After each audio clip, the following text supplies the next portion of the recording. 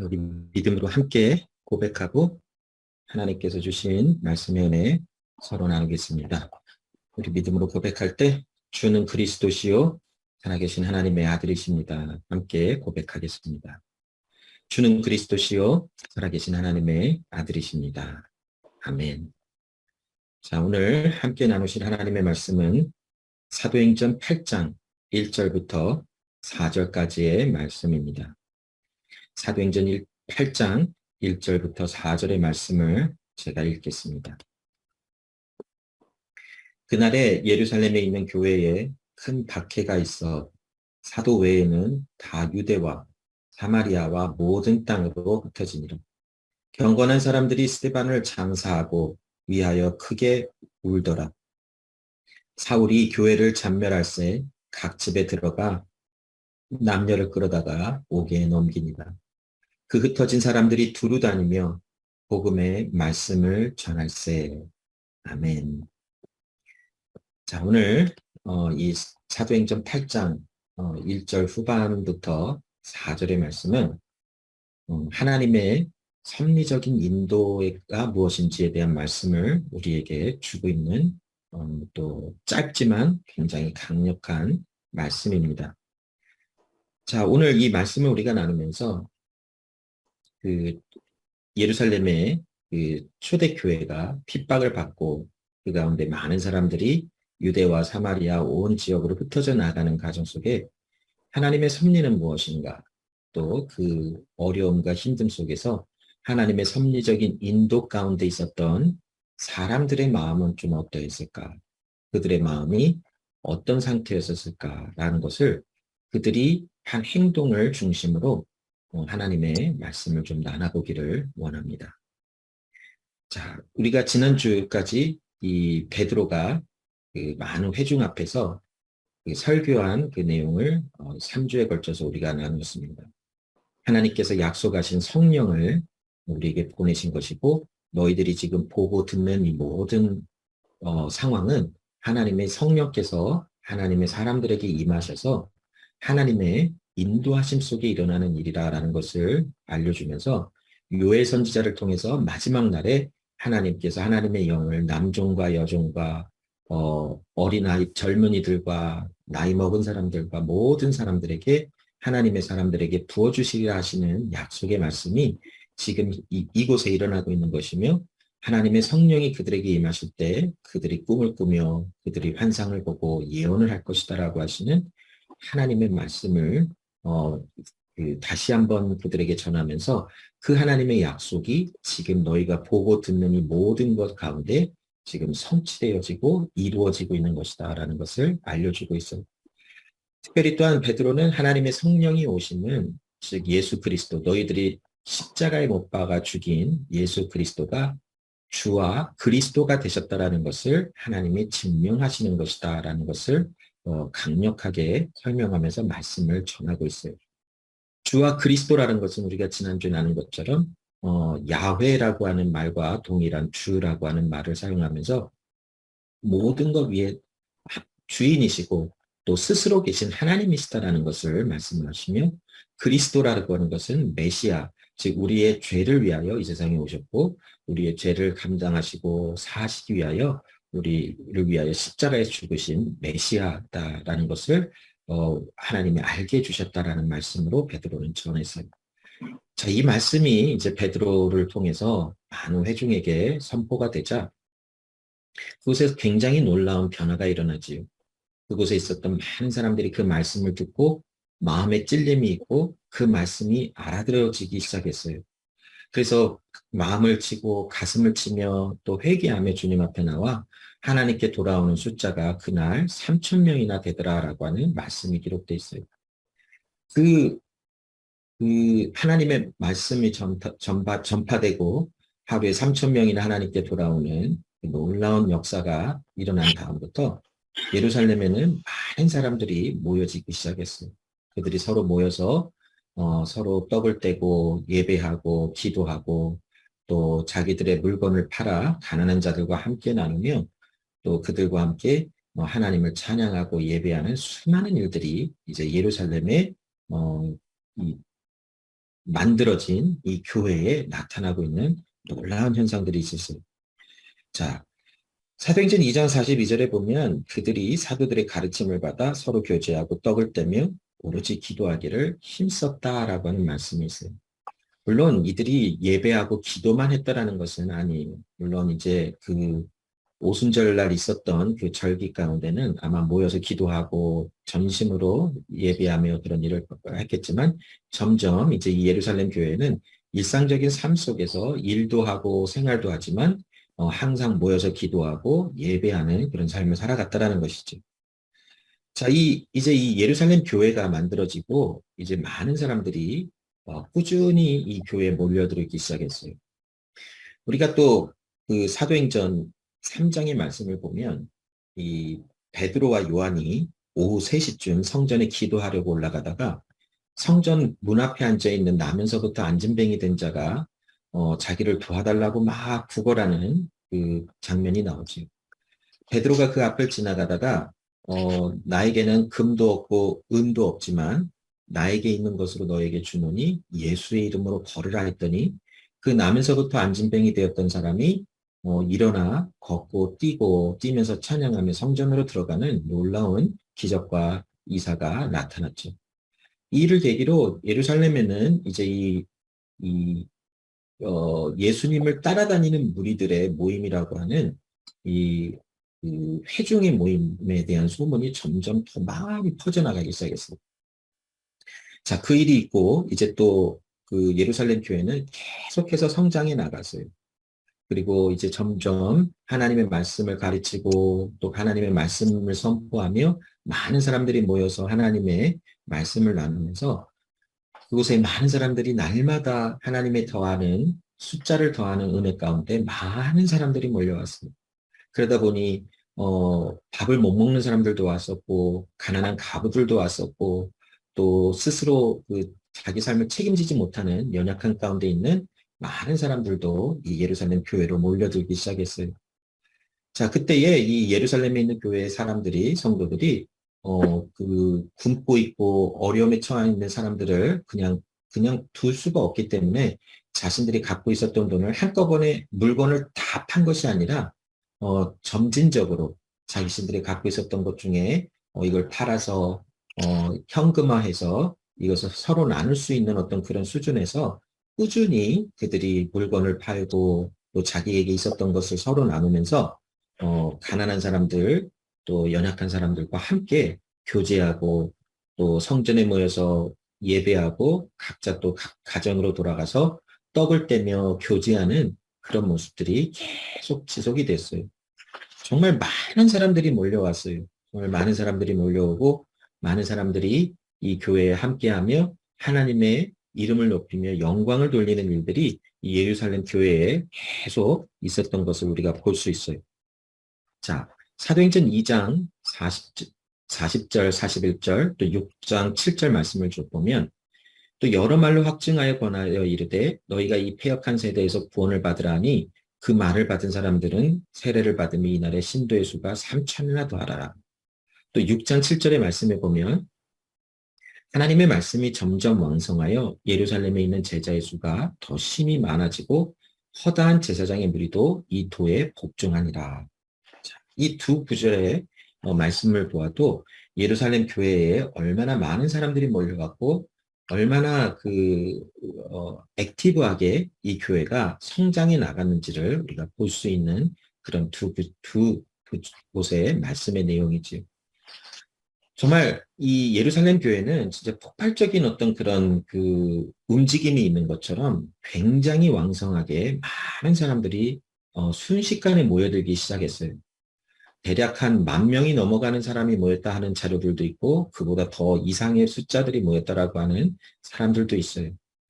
그 당시 이들이 그 공동으로 모이는 장소가 어떤 한 곳에 이렇게 넓은 장소가 있었는지는 잘 모르겠지만 성경을 중심으로 우리가 살펴보면 예루살렘 성전에 그 어느 한 곳에 이렇게 좀 모였을 것이다라고 추측해 볼 수가 있는데 그곳에 어떻게 그 많은 사람들이 다 들어갔는지 우리는 잘은 모르겠어요. 그러나 아무튼 이 예루살렘 교회는 지속적으로 많은 사람들이 몰려들고 함께하는 그런 움직임이 이 예루살렘 교회에 있었다라는 것이. 자, 이 예루살렘 교회가 이제 성장해 나가면서 그, 어, 6장 1절부터 7절까지 있는 말씀을 좀 한번 우리가 오늘 말씀을 나누기 전에 좀 말씀을 나눠보면 이제 사람들이 많아졌어요. 그래서 이제 누가 후원도 하고 자기들이 물건을 팔아서 돈을 갖고 와서 그것을 이제 함께 나누자 한다면 교회가 그것을 가난한 자들에게 특별히 과부들에게 나누는 일들이 있었던 것 같아요. 그런데 6장 1절부터 7절 말씀해 보면 예루살렘 교회에 한 가지 문제가 생겼어요. 무엇이냐면 그러니까 헬라파 과부들이 조금 홀대를 받는다라고 하는 그런 생각을 가지고 불만을 제시하기를 시작했던 것이. 자, 헬라파라고 한다라는 것은 유대인들인데 예루살렘을 떠나 여러 다른 지역으로 이렇게 이주해서 살다가 다시 예루살렘으로 돌아온 그 헬라 문화에 이렇게 좀 익숙해진 그런 사람들일 수도 있고, 또 더러는 유대인은 아니지만 유대교로 개종을 했다가 또 이제 예수님을 만나고 또 교회에 합류한 그런 사람들도 있었을 것이. 그런데 어떤 일인지는 구체적으로는 우리가 잘 모를 수 있겠지만, 그러나 이 예루살렘 교회에 이런 많은 일들 가운데 특별히 했던 것이 과부들에게, 이 당시 과부라는 것은 그냥 단순히 남편이 없는 것을 이야기하는 것이 아니라 사회에서 스스로 설 수 없는 그런 사람인 것을 또한 나타내고 있어요. 그래서 그 교회가 과부들에게 먹을 것도 제공을 하고 또 이렇게 살 수 있도록 도와주는 역할들을 감당했던 것 같아요. 그런데 어떤 이유에서인지 정확하게 모르겠지만 히브리파 사람들은 많은 것을 좀 받아 누리는 것 같지만 헬라파 과부들이나 좀 도움을 받아야 할 사람들이 제대로 이렇게 히브리파 사람들처럼 받지 못하는 어떤 사건이 있었던 것 같아요. 자, 그랬더니 이 헬라파 과부들과 헬라파 사람들이 이 원망을 하기 시작한 것이죠. 그래서 이제 이 사도들이 정한 것이 무엇이냐면 7명의 사람을 꾸려서 이 헬라파 과부들과 헬라파 사람들의 도움을 주는 곳에 좀 이렇게 담당하도록 어떤 위원회 같은 거를 만든 것 같아요. 자, 그 중에 한 사람이 스테반이라고 하는 사람이 선택이 되어져서 그곳에 함께 헬라파 과부들을 도와주고 또 그들을 섬기는 그런 사람들로 이렇게 뽑혀졌지요. 그들이 이제 7명의 사람을 선택하는 데 있어서 지혜가 충만하며 성령의 충만함을 받은 사람들로 뽑겠다라고 하는 기준을 가지고 선택하여 뽑은 사람들이 7명의 사람들이었었어요. 자, 그런데 이 스데반 집사는 단순히 어떤 구제와 봉사만 했던 사람인 것은 아닌 것 같아요. 물론 이 7명의 사람을 선택하여 헬라파 과부들에게 이렇게 제대로 이렇게 물질이 또 나누어지고 먹을 것이 나누어지는 것을 감당하라라고 하는 어떤 그런 임무가 맡겨졌지만 스데반 집사 이외에 다른 6명들이 단순히 그 일만을 위하여 교회에서 이렇게 택함을 받은 사람들은 아니었던 것 같아요. 그들은 말씀을 가르치고 또 하나님의 또 성령의 충만함을 받아 여러 가지 교회에서 일들을 감당했던 것 같아요. 특별히 스데반 집사가 6장 8절 이하로부터 7장에 이르기까지 그가 했던 많은 일들이 있는 것 가운데 가장 중심적으로 거론되는 것이 바로 말씀을 전하는 것이다라는 것을 우리가 볼 수 있어요. 스데반 집사가 은혜와 권능이 충만하여 큰 기사와 표적을 민간에게 행하였다라고 말씀이 나오고 있는데 그 가운데 기적과 이사를 나타내는 스데반 집사의 모습이 그려져요. 어떤 사람들은 스데반은 사도가 아니었음에도 어떻게 그 기적과 이사를 나타낼 수 있는가라고 하는 어떤 의문을 던지기도 하지만 이것은 단순히 기적과 이사는 어떤 사도들에게만 국한됐던 것이 아니라 예수님이 성령을 통하여 하나님의 사람들에게 행한 모든 행적이 사도행전에 기록된 것이. 그래서 스데반 집사가 뭐 은혜와 충만함을 통해서 기적과 이사와 표적을 민간에게 행하였다라는 것은 단순히 그가 어떤 뭐 힘과 능력이 있어서 이런 일을 했다라는 것이 아니라 예수님이 성령 하나님의 또 임재하심을 통하여 하나님의 성령께서 하나님의 사람들을 통하여 예수 그리스도가 하신 일들을 행하신 것이다라고 우리가 해석을 해본다면 충분히 이해가 될 수 있는 대목이라고 생각을 해요. 자, 이 스데반 집사는 은혜와 권능이 충만하여 큰 기적과 이사와 표적을 나타냈대요. 그리고 6장 15절에 가면 공회 중에 앉은 사람들이 다 스데반을 주목하여 보니 그 얼굴이 천사의 얼굴과 같더라. 자, 그의 얼굴이 천사와 같았다라는 것은 그에게 하나님의 성령의 능력과 성령의 충만함이 충만하였다라는 것이에요. 즉, 스데반 집사를 통하여서 무엇이 지금 나타나고 있냐면 예수님이 보이기 시작한 것이, 예수님이 하셨던 모든 사역과 행적의 모습들이 스데반 집사를 통해서도 하나님의 일이 나타나고 있다는 것을 이 초대교회에 일어나는 현상으로 우리에게 지금 선포해주고 알려주고 있어요. 스데반 집사는 성령과 지혜에 충만하여 이 하나님의 많은 일들을 감당하며 특별히 그는 말씀을 전하는 사역도 소홀히 하지 않았어요. 그래서 하나님께서 주신 말씀을 스데반 집사는 충분히 전하고 또 많이 활동을 하며 그 교회에서 사역을 했어요. 스데반 집사가 그 마가의 다락방에 모였던 120명의 그 예수님의 제자 중에 한 사람이었는지는 잘 모르겠어요. 아마 아닐 가능성이 조금 더 높아요. 나중에 예루살렘 교회에 합류한 사람인 것 같은데 하나님께서 스데반 집사를 통하여서도 많은 수많은 일들을 하게 하시며 또 예수님이 하셨던 일들을 성령의 충만함을 받은 스데반 집사를 통하여 예수님의 일이 많은 회중의 사람들에게 또 민간이라고 표현되어 있는데 그 당시 예루살렘에 모였던 교회에 소속된 사람들이 아닌 많은 사람들에게 선포되고 증거됐다라는 것이.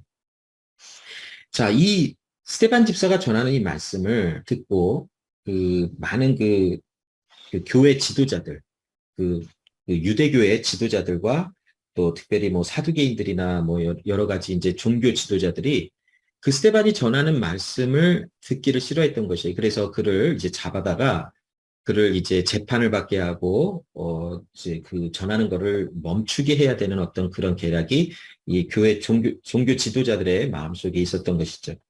그래서 스데반을 잡아다가 이제 감옥에 가두고 그에게 이제 신문하기 시작한 것이, 이제 이 사람들이라는 것은 이제 그 종교 지도자들이 세운 거짓 증거자들인데, 거짓 증거자들, 그 거짓 증인들을 세워서 스데반 집사가 그 하나님을 모욕하는 어떤 그런 말을 전했다라는 것을 증언하게 했어요.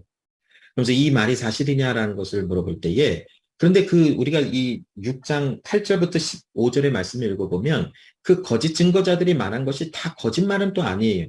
거짓 증거하라고 했지만 실질적으로 스데반 집사는 그 예수 그리스도를 통하여 우리에게 구원이 임한다라고 하는 말씀을 전한 것이, 그렇기 때문에 그 종교 지도자들은 거짓 증언을 하도록 어떤 사람들을 섭외해서 스데반 집사에게 불리하게 하는 증언을 하게 하였지만 그들이 증거하고 증언하는 모든 거짓 증언이라고 한다라는 것이 사실은 진리라고도 우리가 말할 수 있죠. 왜냐하면 실질적으로 스데반 집사는 예수 그리스도를 통하여 우리에게 구원이 임한다라고 하는 말씀을 전했기 때문이라는 것이죠. 자, 좀 make sense가 안 되더라도 시간 관계상 넘어가고요. 자, 7장에 가보면 스데반이 전한 이제 설교가 나오고 있습니다. 이제 그 종교 지도자들이 스데반을 신문하여 너가 이렇게 말했다고 하는데 이 말이 사실이냐라고 물어보죠.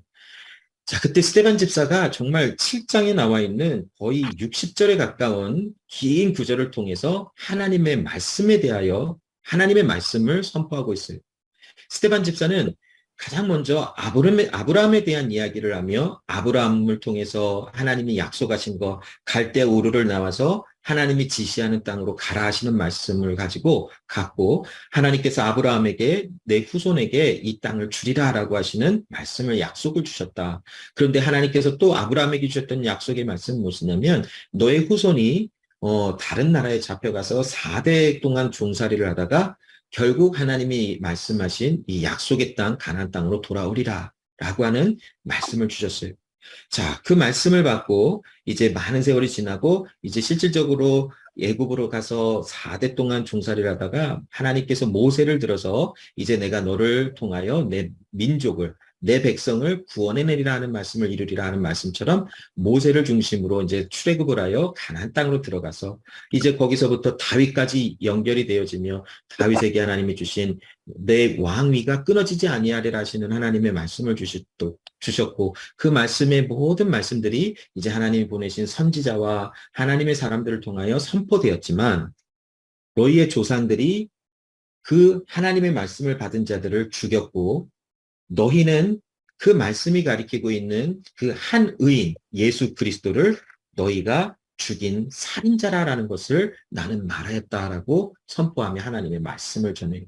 자, 그러자 거기 있었던 청년 사울이라고 하는 사람을 중심으로 많은 사람들이 돌을 들어서 스데반 집사를 쳐서 죽이고 그곳에서 스데반 집사는 죽임을 당하는 그 일이 나타나요. 자, 그곳에서 죽임을 당하는 순간에도 스데반 집사는 하나님께 기도를 하며 그 하나님의 임재가 임하는 어떤 그런 장면이 이 7장 후반에 묘사가 되고 8장으로 넘어가는 이런 말씀의 흐름이 있어요.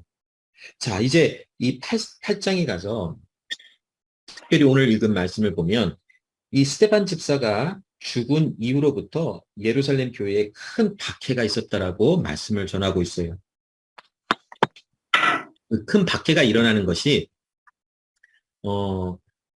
어떤 이유에서인지는 구체적으로 나오지는 않았지만 우리가 그냥 말씀을 읽으면서 볼 수 있는 것은 무엇이냐면 스데반 집사가 전한 그 하나님의 아들에 대한 이야기 그리고 너희들이 그 예수를 십자가에 못 박아 죽인 자들이요 살인자라고 하는 이 말씀이 말씀을 통해서 퍼져나간 파장이 굉장히 컸다라는 것이 그래서 이런 말씀을 막고자 또 그런 더 이상 이런 말이 퍼져나가는 것을 원치 않았던 종교 지도자들은 스데반 집사를 죽이고 나서 청년 사울을 중심으로 이 도를 전하는 사람들, 이것이 사실이라고 믿고 모이는 사람들을 잡아서 감옥에 가두라라는 명령을 하고 예루살렘 교회에 수많은 모여있던 사람들의 각 예배 처소로 들어가서 청년 사울과 함께 이 열심을 품은 그런 사람들이 예수를 믿는 사람들을 남녀를 물론 가리지 아니하고 데려와서 감옥에 가두는 그런 일들을 통해서 큰 박해가 있음을 보여주고 있어요. 자, 1절에 보면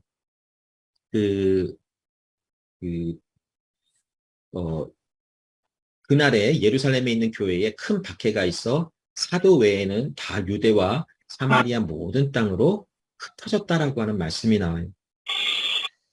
자, 얼마나 큰 박해가 있었으면 사람들이 그 많이 모여있던 사람들이 다 흩어지고 그 사도들과 몇 명의 제자들만 예루살렘에 남아있고 그 이외에는 모든 사람들이 유대와 사마리아 땅으로 다 퍼져나갔어요. 너무나 무섭고 두려운 어떤 그런 그 환경 속에서 그들은 모든 다른 지역으로 예루살렘이 아닌 다른 지역으로 퍼져나갈 수밖에 없었어요. 자, 여기 지도를 보면 그 예루살렘을 중심으로 사마리아와 유대와 사마리아 땅으로 이렇게 퍼져나갔다라고 하는 그 말씀을 이렇게 설명하는 그림이 있죠.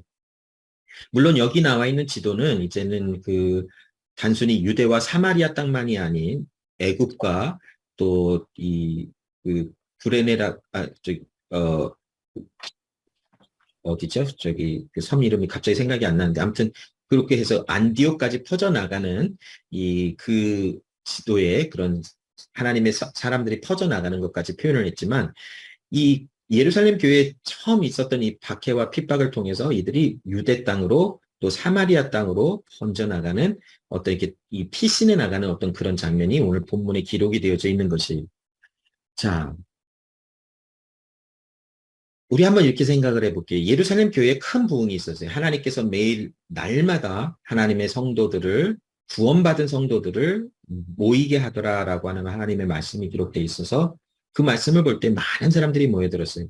그리고 예루살렘 교회는 구제와 또 활발한 어떤 그 교제와 또 예배와 기도 중심으로 굉장히 기쁨이 충만했어요. 많은 사람들은 자기의 소유물을 팔아 많은 가난한 자들과 함께 나눌 수 있을 만큼의 기쁨이 그들에게는 충만히 있었어요.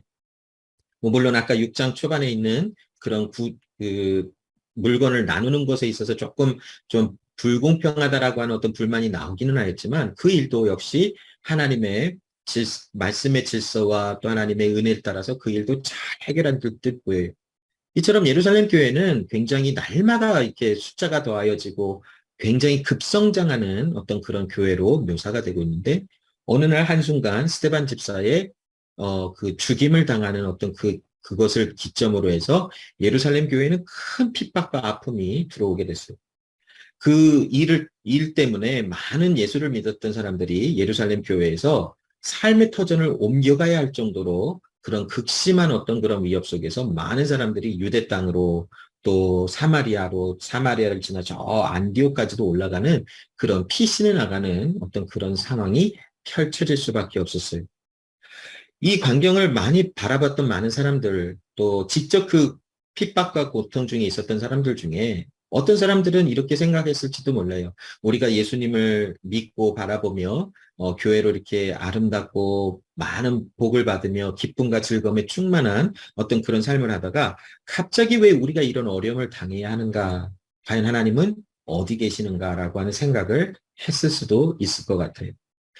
사도행전 4장 27절로 28절의 말씀을 좀 보면 하나님의 섭리적 인도가 무엇인지를 이 간략하게 설명하고 있는 구절이 있어서 여러분과 함께 나누는데 이 말씀에 보면 과연 헤롯과 본디오 빌라도는 이방인과 이스라엘 백성과 합세하여 하나님께서 기름 부으신 거룩한 종 예수를 거슬러 하나님의 권능과 뜻대로 이루려고 예정하신 그것을 행하려고 이 성에 모였나이다. 자, 헤롯과 또 본디오 빌라도 또 많은 이방인 로마 사람들 많은 사람들이 모여서 결국 예수를 죽이려고 모의도 하고 또 여러 가지 일들을 진행한 사건들이 있었죠. 자, 그런데 그들이 모이고 또 예수님을 죽이려고 실질적으로 어떤 행동을 하고 또 그 계획을 행동으로 옮기는 모든 과정들을 그 사람들이 모여서 또 그 사람들이 이렇게 행한 것 같지만 28절에 보면 이 모든 것은 하나님의 권능과 뜻대로 이 모든 것을 이루시려고 하나님이 미리 예정하신 것을 행하신 것이다라고 말씀은 우리에게 선포하고 있어요. 즉 예수 그리스도가 십자가에 달려서 죽으시는 것은 굉장한 끔찍하고 무섭고 두려운 일을 의미하고 있다라는 것을 우리는 알 수 있어요. 얼마나 그 공포에 떨면서 예수님과 함께 있었던 사람들은 또 그 모든 말씀을 다 이해하지 못하는 많은 사람들의 관점으로 볼 때는 이것은 다 끝이 났구나라고 하는 생각이 있었을지도 몰라요. 저 권력과 힘을 가진 자들이 다 모여서 예수를 죽이려고 모여서 이런 일을 감당하니까 이제 모든 것이 끝나고 다 끝이다라고 하는 어떤 생각을 했을지도 몰라요. 그러나 이 모든 것 위에 하나님의 뜻과 하나님의 예정하심이 있었더라라는 것이 물론 그들의 손으로 예수를 십자가에 달려 죽이고 예수님을 십자가 위에서 처형하는 일을 진행하고 행하였지만 이 모든 것은 하나님의 권능과 또 뜻대로 하나님의 일을 이루시려고 하시는 하나님의 예정된 것이 진행된 것이다라고 말씀을 선포하고 있어요. 자, 예루살렘 교회가 이 말씀을 중심으로 본다면 예루살렘 교회가 핍박을 받고 어려움을 당하는 모든 그 과정 속에 있었다라는 것은 그 당시에 있었던 많은 사람들은 고난하고 어렵고 또 고통스럽고 또 그 아픔을 감당해야만 하는 어떤 그런 모습 속에서 많은 마음이 아픈 일들을 당하였지만 이 모든 것은 하나님의 권능과 뜻을 이루려고 하시는 하나님의 예정하신 것을 행하신 것이다라고 우리는 말씀을 해석해 볼 수 있다라는 것이죠. 하나님은 예루살렘 교회에 핍박과 아픔이 있게 하시면서 그가 하셨던 일들은 무엇인가? 그것은 바로 사도행전 1장 8절에 나와 있는 말씀처럼 하나님의 성령이 너에게 임하시면 너희가 권능을 받고 예루살렘과 온 유대와 사마리아와 땅끝까지 이르러 내 증인이 되리라 하시니라라고 하는 말씀을 이루려 하신다라는 것이 여기서 어떤 분들은 이렇게 생각하실 수도 있어요. 꼭 그렇게 고통을 가해야만 이 일이 이루어지는 것이냐.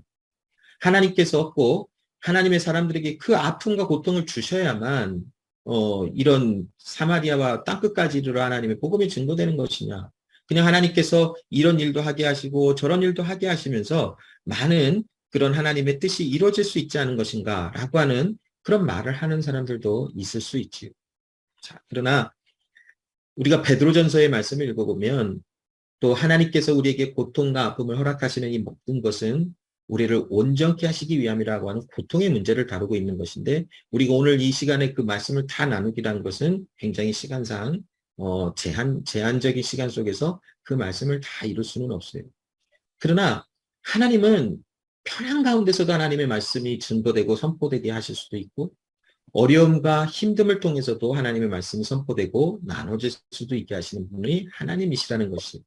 근데 하나님께서 이런 고통과 아픔 속에서 이런 모든 일들이 이루어지게 하시는 모든 과정을 통과하게 하시는 이유는 단순히 그 고통이 있어야만 하나님의 뜻이 이루어진다는 것이 아니라, 고통과 아픔을 통과하는 모든 과정 속에서 하나님의 성도로 부름을 받은 하나님의 사람들이 거룩한 성도로서 성화되어져 가는 과정을 이루게 하시는 하나님의 뜻이 그곳에 있기 때문이라는 것이, 이 모든 것은 다 설명하기 위해서는 또 하나님의 분리된 세상과 또 여러 가지를 다 설명해야 되는 복잡함과 여러 가지가 있지만, 우리가 이것을 단순히 이야기를 한다면 세상은 예수님을 싫어하고 예수님에게 속한 우리도 싫어하게 되어져 있는 어떤 그런 원리가 있다라는 것을 우리는 좀 이해를 해야 되겠지.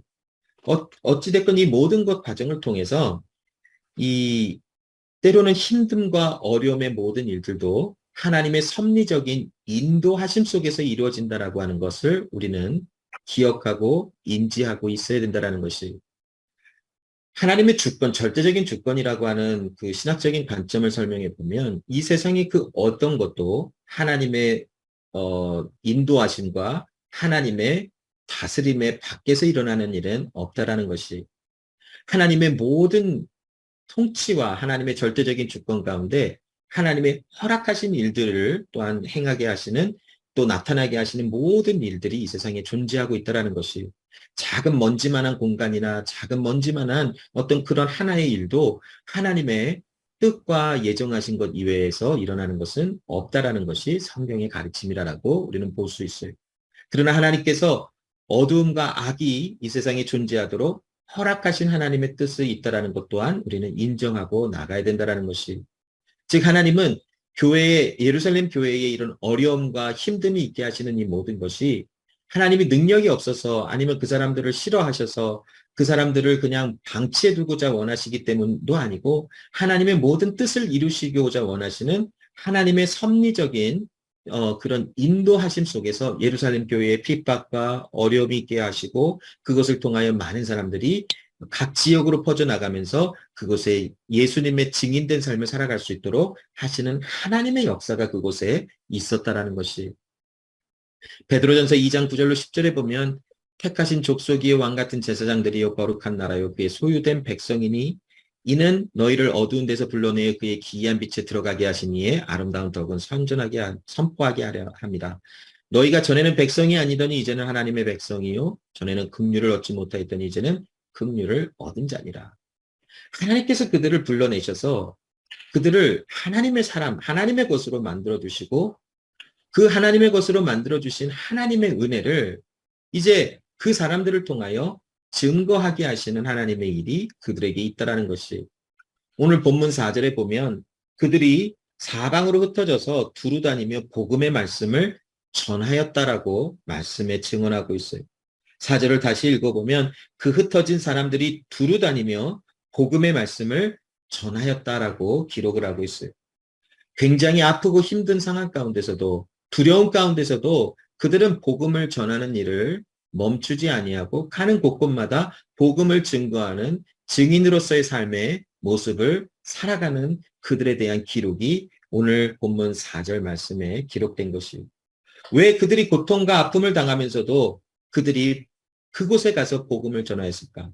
그들이 결국 예루살렘에서 빠져나와 다른 곳으로 갈 수밖에 없었던 이유는 그냥 표면적으로 드러나는 것을 보면 그들이 결국 복음을 전했기 때문이라는 것이, 그 일 때문에 힘들어지고 그 일 때문에 어려움을 당했음에도 불구하고 그들은 다른 곳으로 가서 또 그 복음을 증거하고 또 그 복음을 자랑하며 선포하는 일들을 감당하고 있다는 것이, 왜 그럴까요?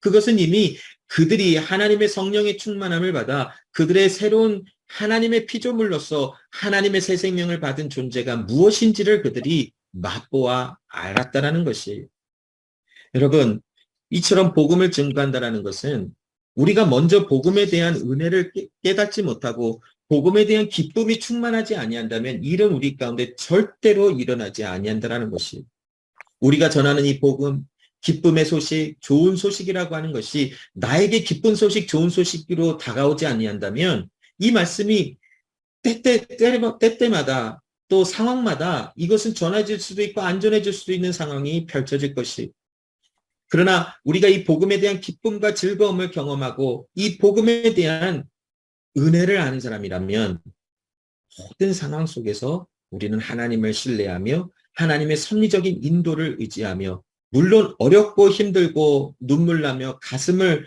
쥐어짜며 애통해 할 수밖에 없는 상황 속에서도, 고통 가운데서도 하나님이 주신 이 복음의 은혜를 선포할 수 있는 모습으로 나아갈 수 있다라는 것이, 여러분, 예수님께서 70인의 제자들을 이제 마을로 보내서 그들에게 복음을 전하라고 했어요.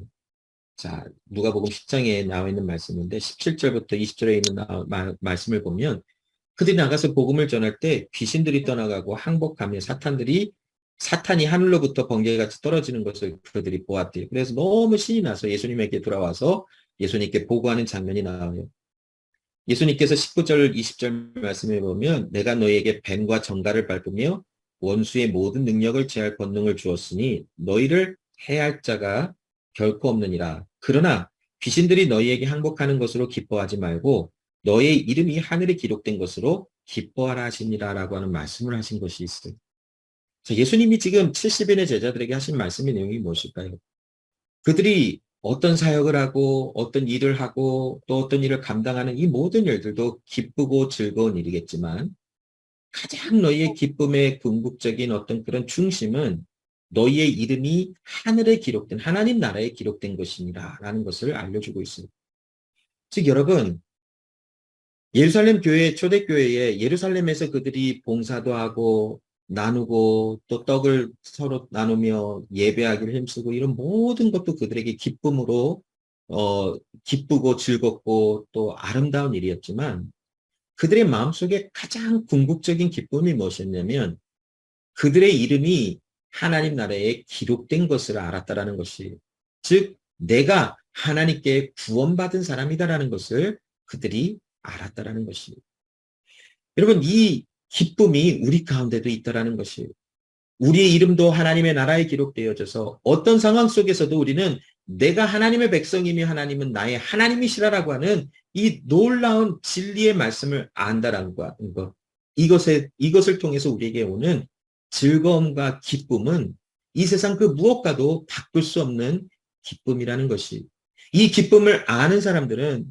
어려움과 힘듦이 있어도 많은 것을 이루는 성공적인 삶을 살아도 어떤 상황과 환경에 노출이 되어도 우리의 가장 최종적인 궁극적인 기쁨은 내 이름이 하늘나라에 기록된 것인 것을 알기 때문에 우리의 마음은 쉽게 변질되거나 상황에 따라서 내가 복음을 전하기도 하고 안 전하기도 하는 어떤 그런 변덕스러운 모습을 보이는 것이 아니라 하나님의 말씀을 따라 내 안에 있는 그 기쁨을 중심으로 하나님의 행하신 일을 자랑하게 되어져 있다라는 것이, 이것이 하나님 나라의 원리라는 것이, 오늘 초대교회 특별히 예루살렘 성전에 모여서 박해를 받고 핍박을 받고 여러 지역으로 흩어져 나간 사람들의 마음속에 바로 이러한 은혜가 임하여 그들이 가는 곳곳마다 하나님의 복음을 전한 기록이 나타나고 있다는 것이, 여러분 우리의 삶 속에 우리는 하나님의 주권적인 섭리를 인정할 수밖에 없는 사람들로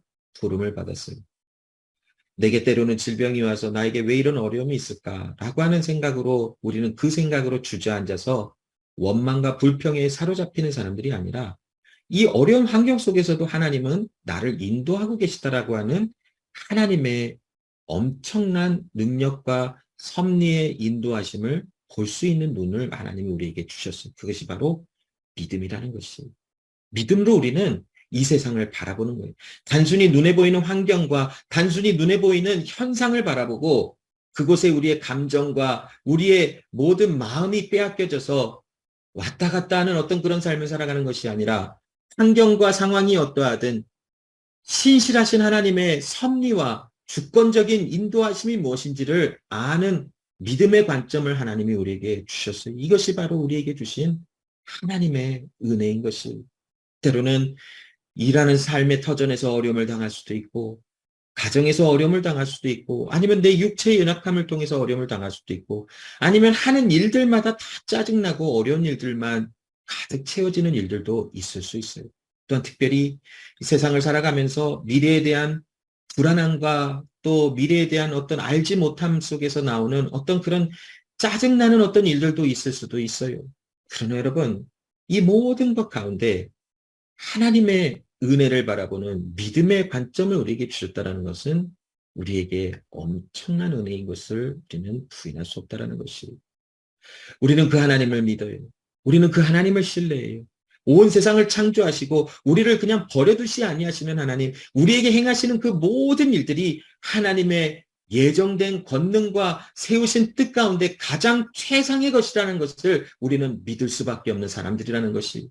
비록 그것이 내게 어려움과 고통과 힘듦을 주는 상황적인 어떤 모든 일이라 할지라도 그 일은 나에게 있어서 가장 최상의 선택의 하나님의 일이시며 모든 것이 나에게 선을 이루시는 하나님의 일이라고 하는 그 믿음의 관점으로 하나님을 볼 수 있는 은혜를 우리에게 주셨다라는 것이.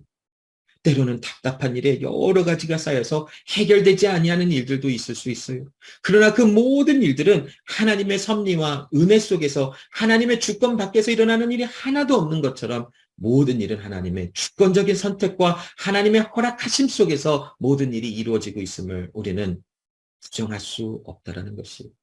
그 가운데 우리에게 하나님이 소망을 주신 것은 내 이름이 하나님 나라에 영원히 기록되어 우리는 하나님 나라에 영원히 살아갈 수 있는 그런 은혜를 받은 사람들이라고 하는 소망을 놓지 않게 하셨다는 것이.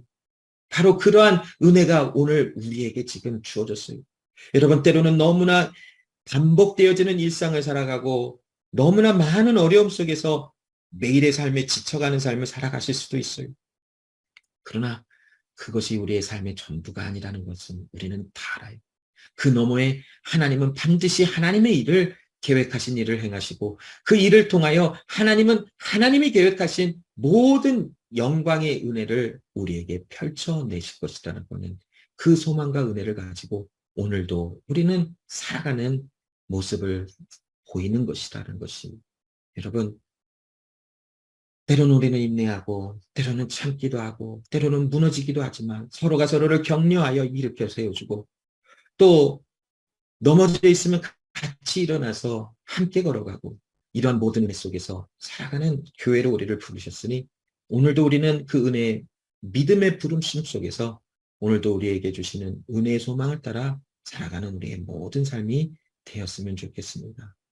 여러분, 하나님의 섭리, 하나님의 주권적인 섭리, 하나님의 섭리적인 인도하심, 이 모든 것은 우리와 지금 함께하고 있고 많은 사람들이 끝이 났다 망하였다 할지라도 하나님의 은혜와 함께 있는 우리의 삶은 결코 망하거나 죽음과 사망이 우리를 결코 해할 수 없도록 하나님의 은혜 가운데 우리를 보호하고 계신다라고 하는 이 놀라운 진리의 약속의 말씀을 잊지 마시고 아픔과 힘듦 속에서도 소망을 바라보며 내 이름이 하나님의 나라에 기록되어져 있는 놀라운 이 은혜를 바라보며 오늘도 소망 가운데 넘쳐나는 여러분의 삶이 되기를 간절히 소원합니다.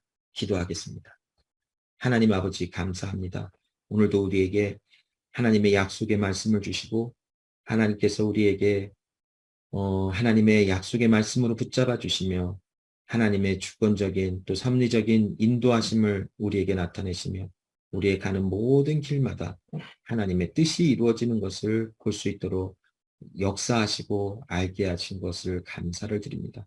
특별히 우리의 이름이 하나님의 나라에 기록되었다라고 하는 이 놀라운 은혜와 기쁨과 즐거움이 날마다 소망으로 함께할 수 있도록 도와주시고 모든 상황 속에서 내 이름이 하나님의 나라에 기록되어졌다라고 하는 이 놀라운 은혜와 복을 바라보며 하나님 늘 소망 가운데 거하는 우리의 삶이 될 수 있도록 역사하여 주시옵소서.